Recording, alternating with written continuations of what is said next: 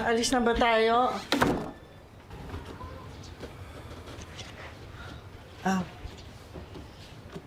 May mga bisita pala tayo. Magandang umaga po. Magandang umaga din. Nay, mga kaibigan ko po si Tolit saka si Tala po.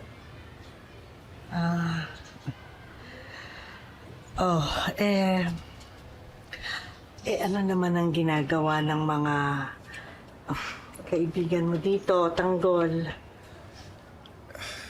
Nay,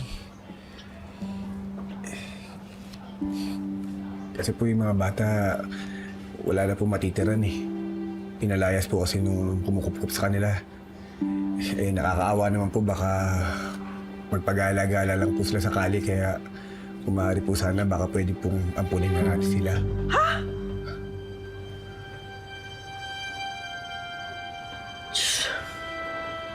Tanggol naman?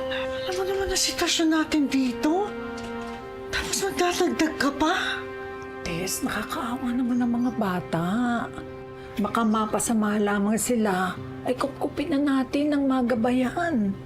Isa ka pa, tinding eh. Nagsa-second demotion ka pa eh. Alam niyo naman may problema pa tayo kay Rhoda, diba? At hindi lang isa, ha? Hoy, Tanggol. Dalawa.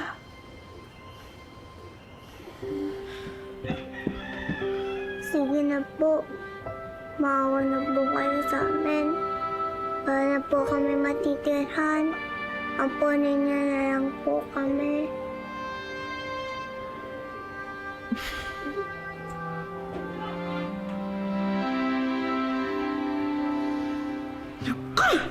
O sige na nga, umupo ka na doon. Nag-almusal na ba itong mga to? Ay, nako! Ako, Tanggol, ikaw talaga. Wala ka lang ibang dinala dito kundi problema. Ano bang gusto niyong kainin, ha? Gusto niyo ba ng itlog? At saka isda? Ha? Tsaka kanin? Opo.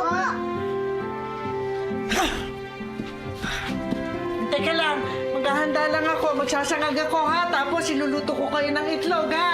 Opo. Ay, nako! Saya na kayo. Tanggol! Pag-uusapan pa natin ito, ha?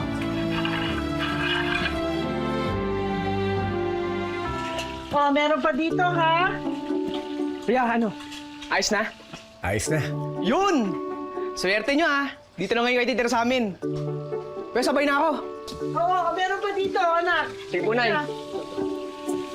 Upo na dyan. Sino na naman yung mga yan? Huwag niyo sabihin na ampunin niyo yung mga yan, ha? Dagdag pakainin na dito sa bahay.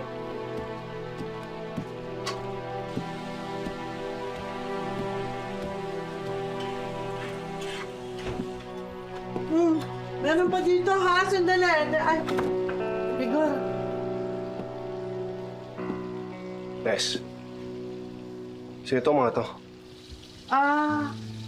Mga kaibigan ni Tanggol. Magandang umaga po. Kawawa naman eh. Wala kasing matuluyan kaya dito na muna pinapunta. Aampunin niya? Bakit may trabaho ba siya?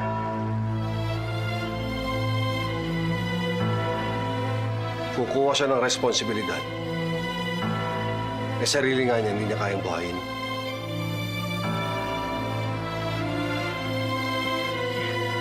Rigor, kasi yung kawawa.